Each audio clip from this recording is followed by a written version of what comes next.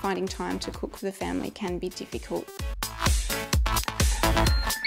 You want to make sure you do the best for your baby and you give them the best start. I just think it's such an important time of life. It's the all-in-one kitchen putting mothers' minds at ease. I know what's going into the food. There's no preservatives, no added colours or anything. I can control the salt and sugar that's in the food also. Perth mum Gemma Gilbert says it's the smallest member of her family benefiting the most. The best thing about it is the time-saving factor. So I can put it on, cook something, and then I can go away and do housework or look after the baby. I'm also very busy because I'm working part-time.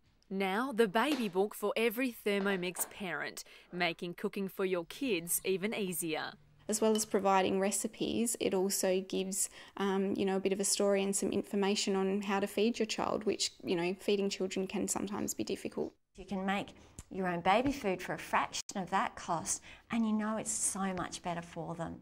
It's the cookbook created by third-generation foodie Louise Fulton Keats. I was very blessed to grow up in a foodie family. My mum is Suzanne Gibbs, she's a food writer, and my grandmother is Margaret Fulton, and we all live in the same suburbs still. Quick and healthy meals for the household's smallest critic. And the Thermomix is the ultimate appliance when it comes to making purees, because you can cook in the bowl and then just process without having to do separate steamer and then a separate food processor. It all happens in the one machine. And the recipes aren't just for kids. Babies and toddlers should just be eating the same foods as the rest of the family.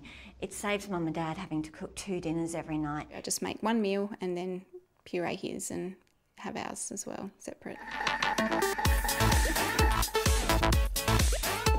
Chicken and pumpkin couscous for mum and dad, and the pureed version for little Jack. I wouldn't give him food that I didn't think tasted good, so by being able to taste it and share it as well, then that also helps. And an apple and blueberry puree the whole family can enjoy. The purees are great, like I stir them into my yogurt in the morning, or I might make porridge and we both share a bowl. Gemma says the book has helped test her toddler's taste buds. So he's had things like quinoa and couscous and lots of different grains, so he's more receptive to different foods, and it makes it a lot easier when you're trying to cook for the family as well.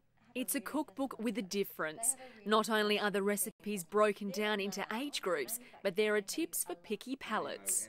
Taste preferences are largely nurture, not nature, and there's a lot as a parent that you can do to ensure that your child isn't a fussy eater down the track. Babies are just developing their taste buds. Therese O'Sullivan from the Telethon Institute says there are plenty of options for parents. It's an individual decision that comes down to every mother's or father's choice as to what to give their child. And you can save money just by buying raw ingredients. Things like steaming pumpkin, broccoli, sweet potato, that can all be foods that you're having as a family anyway. Avocados, legumes, even chickpeas in a can are all nutritious options for frugal families. Work with what you've got at home or what you're making for dinner anyway, and then be able to mash it. So if you've got some steamed pumpkin, you can always mash that. Matter of minutes, you've got a meal on the table.